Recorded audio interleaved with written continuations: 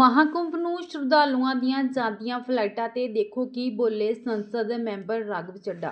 सनातन धर्मियों के लिए महाकुंभ आस्था और अध्यात्म का सबसे बड़ा पर्व है।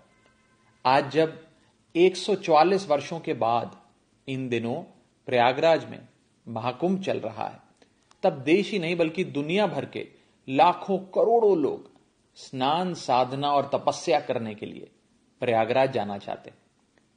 मगर हैरानी की बात यह है कि आस्था और पवित्रता के महापर्व को एयरलाइंस ने यानी कि फ्लाइट कंपनियों ने अपने मनमानी कमाई के अवसर में तब्दील कर दिया।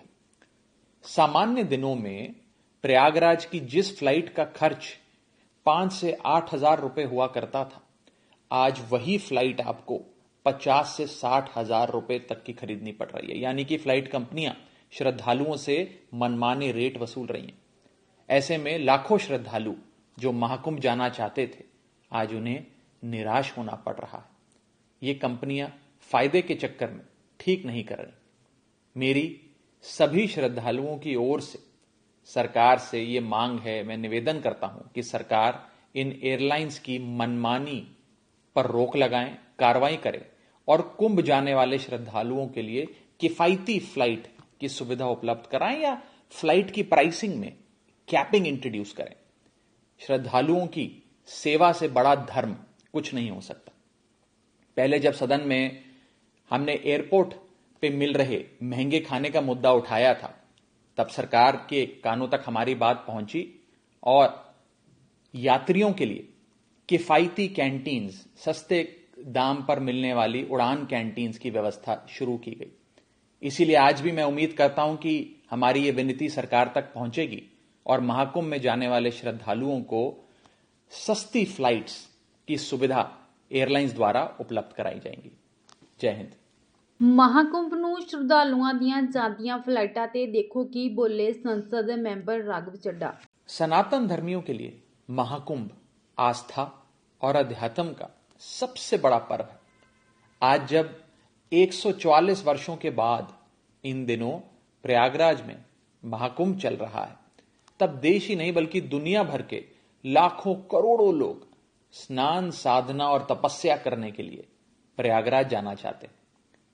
मगर हैरानी की बात यह है कि आस्था और पवित्रता के महापर्व को एयरलाइंस ने यानी कि फ्लाइट कंपनियों ने अपने मनमानी कमाई के अवसर में तब्दील कर दिया।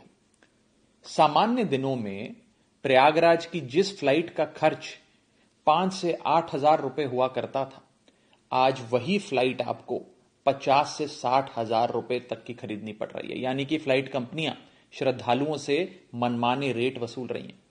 ऐसे में लाखों श्रद्धालु जो महाकुंभ जाना चाहते थे, आज उन्हें निराश होना पड़ रहा है।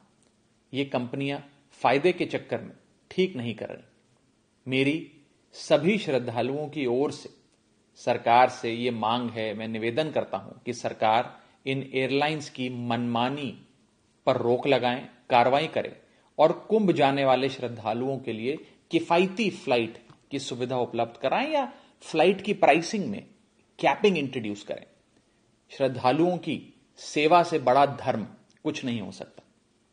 पहले जब सदन में हमने एयरपोर्ट पे मिल रहे महंगे खाने का मुद्दा उठाया था, तब सरकार के कानों तक हमारी बात पहुंची और यात्रियों के लिए किफायती कैंटीन्स, सस्ते दाम पर मिलने वाली उड़ान कैंटीन्स की व्यवस्था शुरू की गई। इसीलिए आज भी मैं उम्मीद करता हूं कि हमारी ये विनती सरकार तक पहुंचेगी और महाकुंभ में जाने वाले श्रद्धालुओं को सस्ती फ्लाइट्स की सुविधा एयरलाइंस द्वारा उपलब्ध कराई जाएंगी। जय हिंद।